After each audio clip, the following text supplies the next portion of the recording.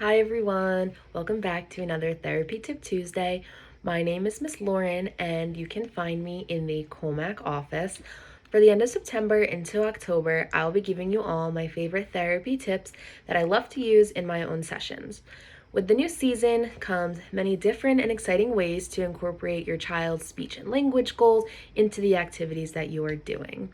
So now that school's back in session, I'm sure many of you find yourselves looking for ways to entertain your children at the school bus stop. So today I'm going to be providing you with some speech and language activities that you can use with your children when you are either waiting for the school bus or let's say your children are too young to go on the school bus. These activities can be used anytime, any time of day, no matter what you're doing. So when I was younger, my favorite game to play when I was waiting for the school bus was ISpy. And ISpy is a quick and easy game that you can play whenever you have downtime. It doesn't just have to be when you're waiting for the school bus, but when you're waiting for the school bus is a great time to play this game. So you can play it in any environment. It really can be adapted anywhere. You can play it in the car, when you're on a walk, or like I said, at the school bus. So ISpy can be used to target articulation, expanding utterance length, answering and asking questions, using adjectives, and understanding categories. So in terms of articulation, you can look for things around you at the bus that target your child's speech sounds. For example, if your child is working on the L sound, target words might be light, long, or little, and you can have the child either repeat that by saying like I spy something little, I spy something light, I spy something long, or you can just have them repeat the word depending on what they're working on in therapy. Or you can use the target word to be the word that the child has to guess. So for example, if you say I spy something small, the child has to guess like, oh, like let me look at my surroundings. I see a leaf, I see a lunchbox, I see a light, and I spy is can really be altered for any speech sound. It doesn't have to just be the L, it could be anything.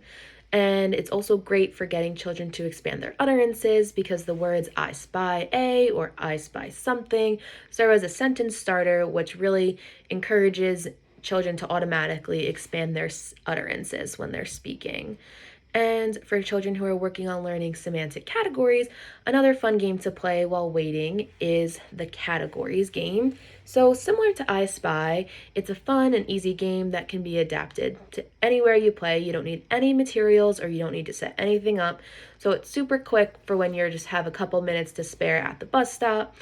And so the way this game is you can come up with a category and your child has to name the objects that come to their mind that fit into their category. So let's say you say, all right, like the category is school supplies, like list all the school supplies you can think of. Your child should generate like notebook, pencil, pen, crayons, etc., like all of those school supplies.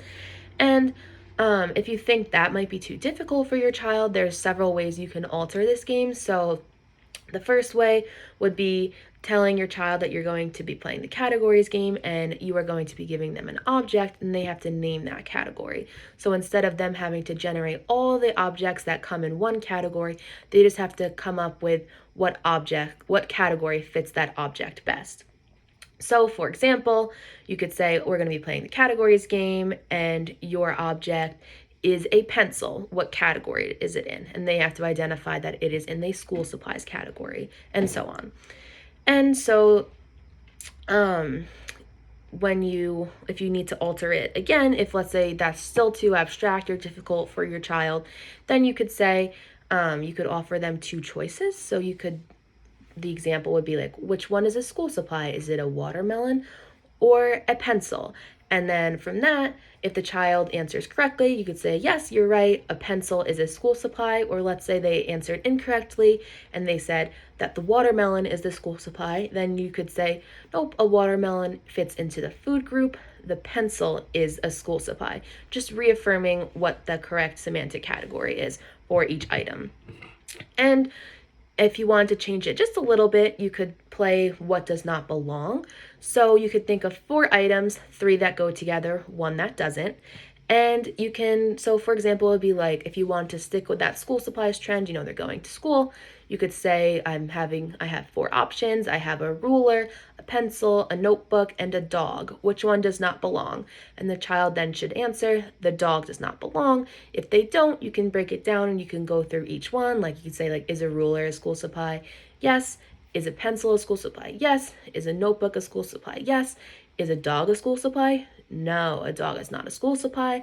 And then that way you can again reaffirm which item belongs in which category.